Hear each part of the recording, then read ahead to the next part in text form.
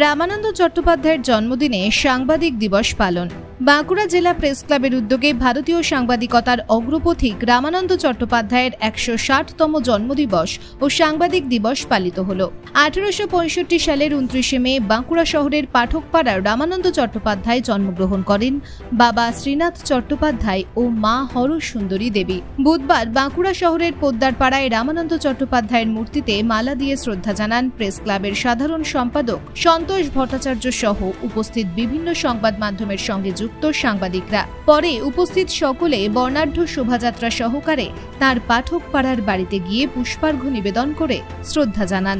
চট্টোপাধ্যায়ের যে জন্মদিন এই বছর ১৬০তম তার জন্মবার্ষিকী।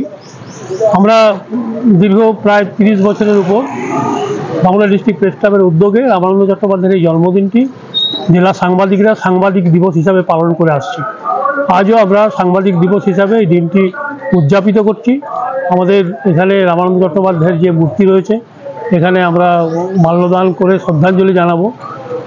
জেলার বিভিন্ন প্রান্তের সাংবাদিকরা এই অনুষ্ঠানে উপস্থিত প্রতি বছর থাকেন, এবারেও রয়েছেন, আসছেন। এখান থেকে আমরা পদযাত্রা করে যাব রামানন্দ চট্টোপাধ্যায়ের যে বাড়ি জন্মভিটে পাঠকপাড়ায়, এখান থেকে সামান্য দূরে, সেখানে আমরা শ্রদ্ধাঞ্জলি নিবেদন করব তার জন্মভিটাতে। এবং তারপরে আমাদের ডিস্ট্রিক্ট প্রেস ক্লাবের যে ভবন রামানন্দ চট্টোপাধ্যায়ের নামাঙ্কিত রামানন্দ চট্টোপাধ্যায় স্মৃতি ভবন, তার সামনে যে রামানন্দ চট্টোপাধ্যায়ের মূর্তি রয়েছে সেখানে আমরা মাল্যদান পর্ব করব এবং একটি সংক্ষিপ্ত আলোচনা হবে তার রামানন্দ চট্টোপাধ্যায়ের জীবনের উপরে। তিনি যে দেশমাতৃকার জন্য লড়াই করেছেন, তিনি যে একজন সমাজ সংস্কারক, সেই কথাটা আমরা ভুলে যাই। আমরা শুধুমাত্র তিনি একজন সাংবাদিক সম্পাদক এইটাই মনে রাখি যে তিনি প্রবাসী এবং মডার্ন রিভিউ পত্রিকা সম্পাদনা করেছিলেন, এই জন্যই তিনি বিশ্বখ্যাত।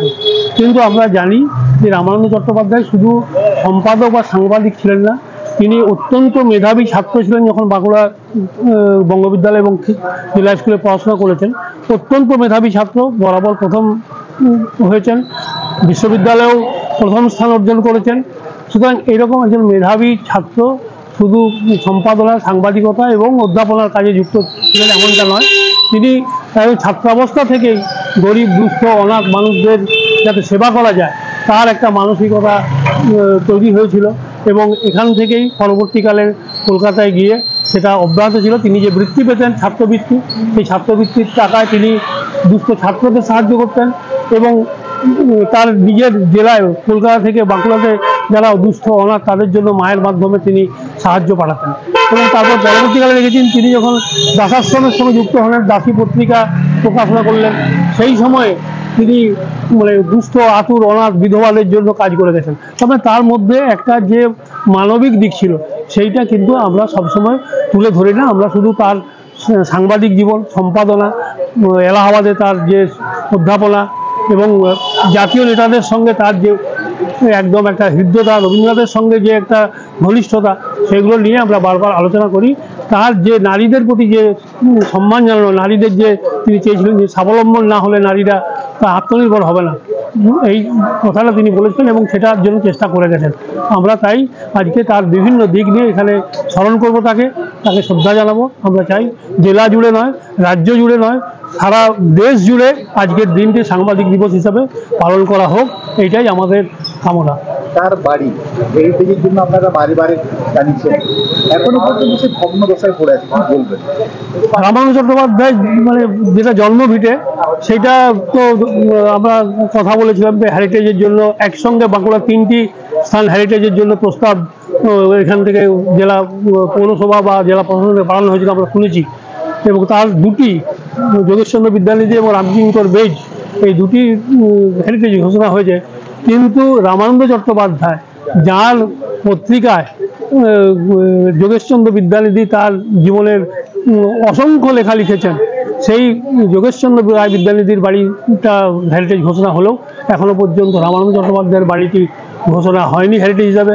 রামকিঙ্কর বেদ, যিনি রামানন্দ চট্টোপাধ্যায়ের হাত ধরে শান্তিনিকেতনে গেছিলেন, তার বাড়ি হেরিটেজ হিসাবে ঘোষণা হয়েছে, রামানন্দ চট্টোপাধ্যায়ের হয়নি। আমরা যেটুকু শুনতে পাচ্ছি যে ওখানে রামানন্দ চট্টোপাধ্যায়ের পরিবারের লোকজন থাকেন, তার ভাইয়ের বা তার অন্যান্য পরিবারের বংশধররা সেখানে থাকেন। তাদের সঙ্গে আমি কথা বলে যেটুকু জেনেছি যে তারা চান না যে এটা হেরিটেজ হোক। হেরিটেজ হলে তারা ঠিকভাবে কী হবে, মেনটেন হবে, তারা মানে এখানে তাদের যারা রয়েছেন বসবাস করছেন তারা কি করবেন, এসব নানা রকম প্রশ্নচিহ্ন আছে। এগুলো পরিষ্কার করা দরকার, তাদের সঙ্গে আলোচনা করা দরকার, তাহলে আমার মনে হয় তাকে হেরিটেজ হিসেবে ঘোষণা করা যাবে। আর রামানন্দ চট্টোপাধ্যায় স্কুলডাঙ্গায় যে বাড়িটি তিনি নিজে ক্রয় করেছিলেন তার স্ত্রীর নামে, সেটা তো আমরা রক্ষা করতে পারিনি, বারবার চেষ্টা করেছিলাম। ওখানে তার পরিবারের লোকেরাও রামানন্দের পৌত্রী চেয়েছিলেন যে ওখানে একটা রামানন্দ চট্টোপাধ্যায়ের নামে লাইব্রেরি হোক, কিন্তু মিউজিয়াম হোক, কিন্তু সেসব আমরা করতে পারিনি। এটা আমাদের বাঁকুড়ার সাংবাদিকদের শুধু নয়, বাঁকুড়ার মানুষের এটা ব্যর্থতা, এবং এটা আমরা মনে করি এটা আমাদের কাছে লজ্জার। প্রশাসনের কি কোনো দায়িত্ব থেকেছে হেরিটেজের বিষয়ে? অবশ্যই হেরিটেজ ঘোষণার ক্ষেত্রে প্রশাসন, বিশেষত পৌর প্রশাসন এবং জেলা প্রশাসন, এটা উভয়ের দায়িত্ব অসীম। পৌর প্রশাসন থেকে যেই হেরিটেজের ব্যাপারে যদি লাগাতার একটা প্রচেষ্টা চালানো হয়, তাহলে আমার মনে হয় সেটা অনতি দূরেই আমরা দেখতে পাবো যে তার বাড়িটি হেরিটেজ হিসাবে ঘোষণা করা হয়েছে। আমি সন্তোষ ভট্টাচার্য, ডিস্ট্রিক্ট প্রেস ক্লাবের সম্পাদক। Bureau report BN1 Bangla.